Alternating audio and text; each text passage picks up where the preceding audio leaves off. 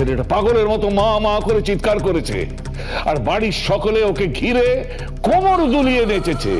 প্রহসন হচ্ছে, প্রহসন, মাদারির খেলা হচ্ছে। কালকে তোমার ছেলেকে নিয়ে ওরা জুপো কাস্টে বলি দেবে। আরে আপনার অবস্থা তো রান্নার ফোড়নের মতন।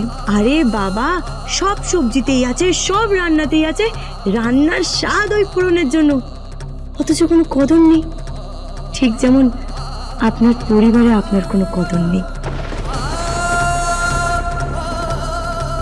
রাজপুত্রের বাবার না সেই রাজার মতন অবস্থা, যাকে রাজপুরীতে বন্দি রাখা হয়েছিল।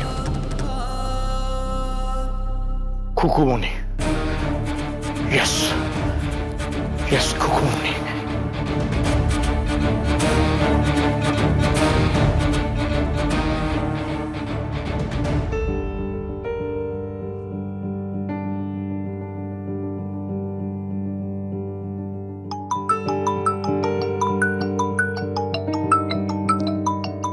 বাবা, এত রাতে আবার কে ফোন করলো? হ্যাঁ,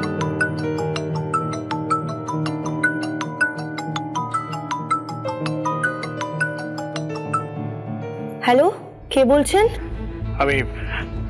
আমি বিশ্বদেব বলছি। কি হয়েছে? এত রাতে ফোন করছেন? হ্যাঁ, শরীর ঠিক আছে তো? রাজপুত্র ঠিক আছে তো? হ্যাঁ ঠিক আছে। শোনো, কালকে তুমি এসো না। কোথায়? বিয়েতে।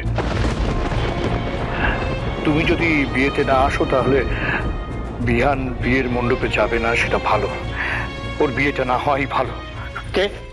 এই খুকুমণি,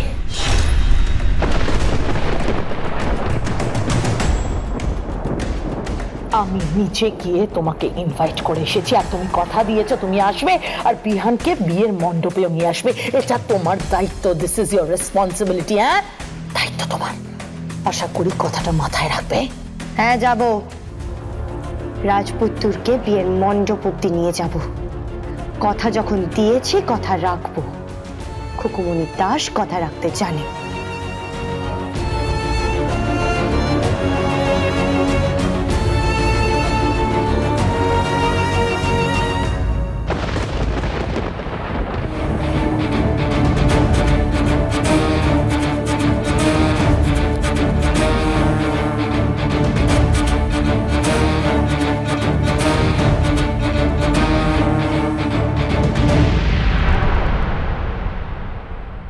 সেই বুঝলেন ফুরন কাকু, কিন্তু এত পরে।